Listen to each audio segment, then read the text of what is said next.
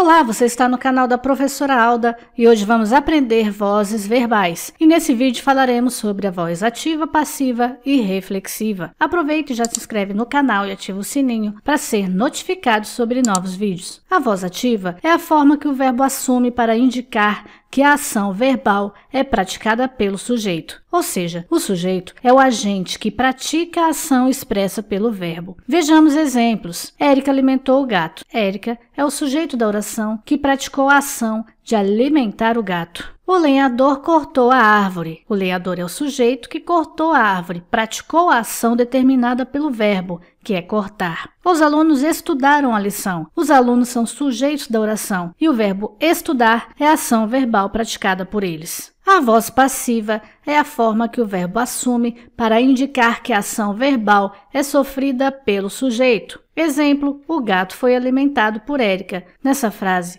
gato é o sujeito paciente, que desfruta da ação do verbo, no caso, ser alimentado por Érica. A árvore foi cortada pelo lenhador. A árvore é o sujeito passivo que sofre a ação. Ela foi cortada. Em ambas as situações, o sujeito é paciente, ou seja, sofre, recebe ou desfruta da ação expressa pelo verbo. O sujeito, nesse caso, não age. Ele permanece passivo diante da situação apresentada pelo verbo. A voz passiva pode ser formada pelo verbo auxiliar ser, seguido do particípio do verbo principal. Nesse caso, é voz passiva analítica. Tem vídeo no canal sobre verbos auxiliares e também sobre particípio. Se tiver alguma dúvida, assista para complementar seu estudo. Vamos ver alguns exemplos. A criança era conduzida pelo pai. Temos o verbo auxiliar ser e o particípio do verbo principal, conduzida. Laranjas eram vendidas por atacado e a varejo. O verbo auxiliar mais particípio do verbo principal. A voz passiva também pode ser formada com o pronome apassivador se, associado a um verbo ativo na terceira pessoa. Nesse caso, temos a voz passiva pronominal. Vejamos exemplos. Construiu-se uma nova escola. Note que o verbo construir está na terceira pessoa do singular. Entregaram-se os troféus aos vencedores da corrida. Então temos o pronome apassivador se associado ao verbo entregar, que está na terceira pessoa. E para saber se trata-se de voz passiva, eu converto a frase na forma de passiva analítica, que ficaria assim, na primeira frase. Uma nova escola foi construída. E na segunda frase, os troféus foram entregues aos vencedores da corrida. Temos claramente dois casos de voz passiva nas frases exemplificadas.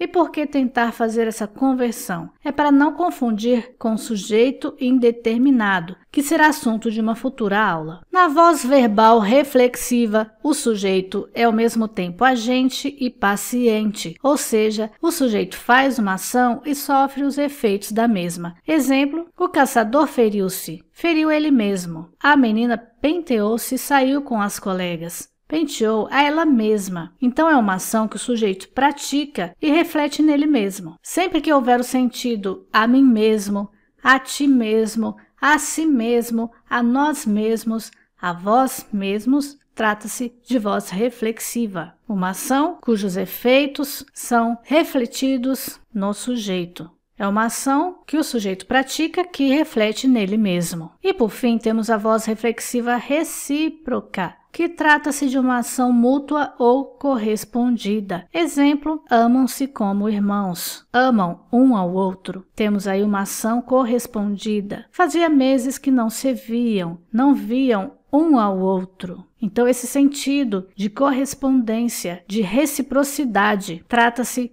de voz reflexiva recíproca. Vamos resolver um exercício? Dê pausa no vídeo, copie no seu caderno de estudos e pratique. Reorganize as colunas fazendo as frases corresponderem à voz adequada dos verbos. Mais um exercício, informe a voz dos verbos. Aí está o gabarito, confira suas respostas e deixe um comentário contando como você se saiu.